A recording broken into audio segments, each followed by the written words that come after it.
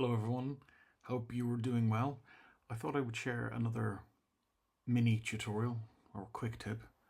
Did I say quick tip? Well, in theory it's going to be a quick tip, but I tend to ramble on, so it probably won't be. Here you can see I'm kind of breaking form and doing some stuff for an RPG based on kind of Cronenberg organic weapony type stuff. But I wanted to show you guys a quick way of coloring things in vector graphics and in Affinity Designer. So for example, if we look at this strange conchy type gun, I thought I would do some extra shading here on the handle of the gun. Of course, when you look at the inside of the vectors, they always look quite rough or simple, but when you look at them from a distance as they're supposed to be viewed, they look a lot better. But here, let's just have a look at this area here. So I'd like to make this darker, and there's several ways you can do this, of course. Some are more efficient than others, in my opinion. So for a start, we could, depending on how precise you need it to be, we could just go for the this tool here, the pencil tool, and I've got my length here, my rope length here, so that'll give me a bit of steadiness when I start. I've also got the stabilizer on, etc. Although I'm just using the trackball mouse here. So I could simply do this, follow the line as best I can, and you can see it's kind of, and then we can come up here, and we'll kind of follow the line outwards again. So let's use a different color just so you can see. Nice yellow. That you can see that it's not that precise, and now I can go in, of course, and I can further tweak it.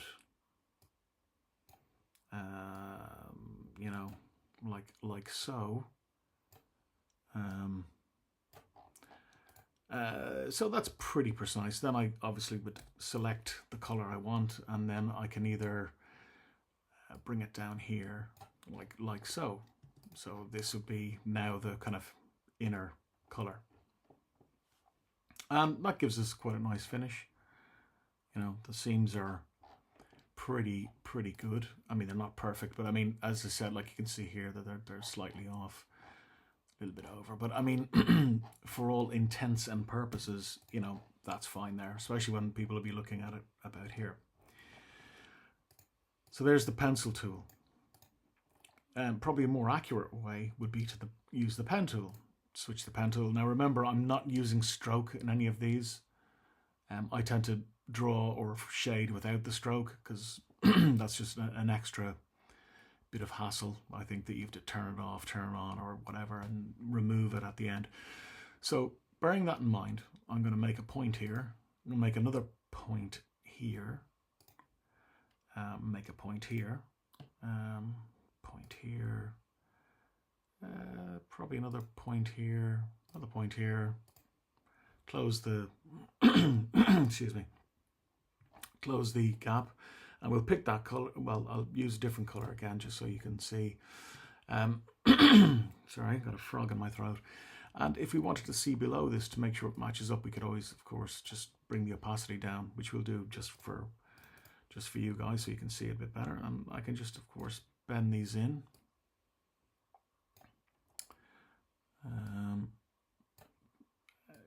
But you can see that there's like a little bit of tweaking, that needs to go on.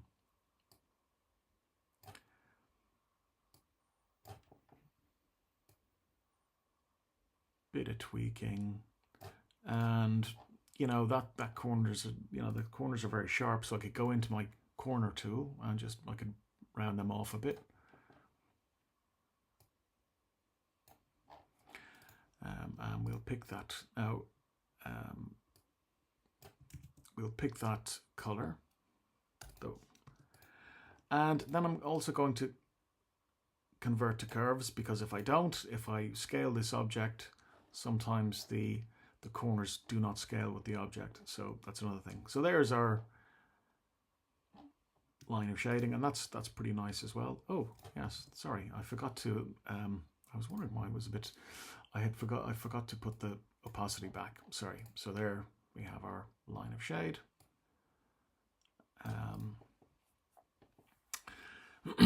But as you can see, well, this is only like a simple kind of half moon bit of shading we're doing. There's a bit of tweaking afterwards, you know, by setting the corners and you know, to bend the points in and stuff to make them accurate. So my preferred way of doing it is using the knife tool. Again, it doesn't work for everything. You know, something very precise, it may not work, but this is what I wanted to kind of show you. Apart from the other two ways, we get the knife tool. I'm using, sorry, K, this is the shortcut, and I'm going to just, once I select the bit I want to cut, you can see all the nodes will appear. Now what I'm doing here is I'm just kind of coming in, and much the same as before, I'm kind of doing a similar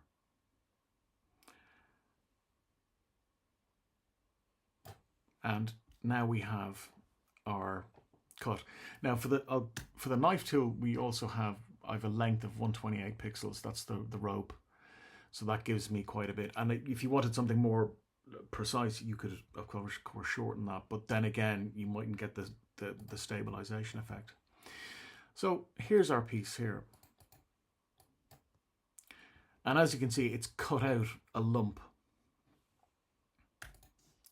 of the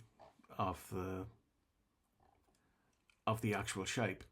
Now in most cases that's fine, but you can see there's a slight, if you're on a white background of some sort, you can see this is coming through, and that's undesirable.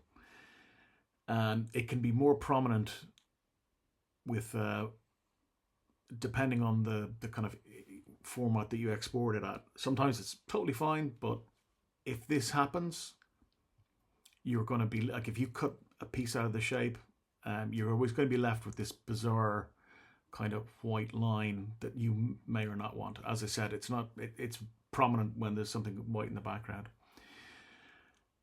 So what I'm going to do now is I'm going to use what I call the time machine. So bear with me, I will explain myself. So I'm going to go in and select this piece of finished shading. I'm going to go Command X, and now you can see I've ripped out the shape, and it's in my memory. So if I was to paste it back, it would be back. But now what I'm going to do is I'm going to Control Z everything, and you should see each step until I've removed the cut that I had just done.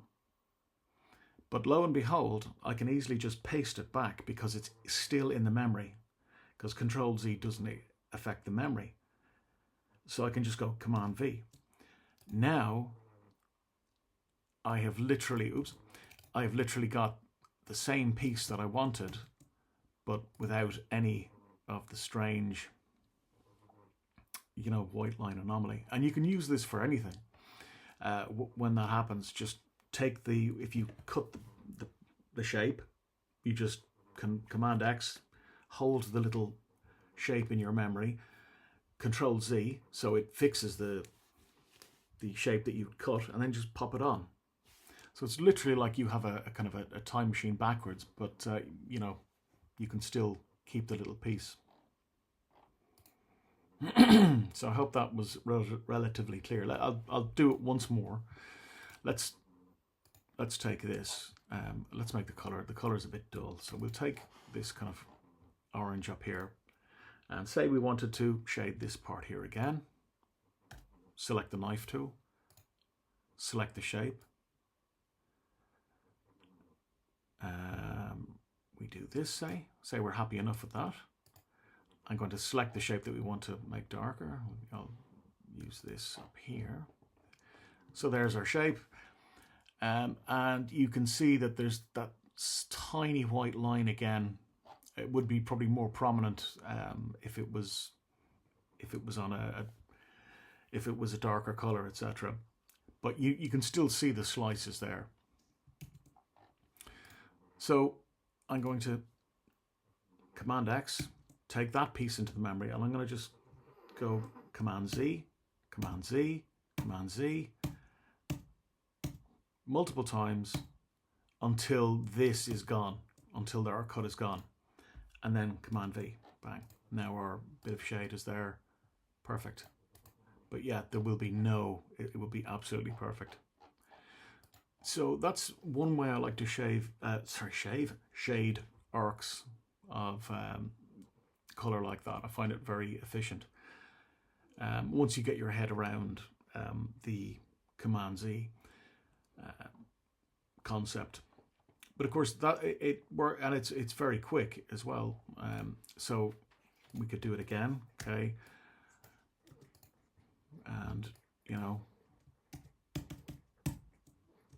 and then we have it. I mean, it's fast once you can literally go real fast at it. So I find it a really good time saver. Anyway, so hopefully you guys learned something. If you did, please drop me a line to let me know how you get on. And if you could help this small, humble channel grow a bit by sharing and liking it, that would be very cool.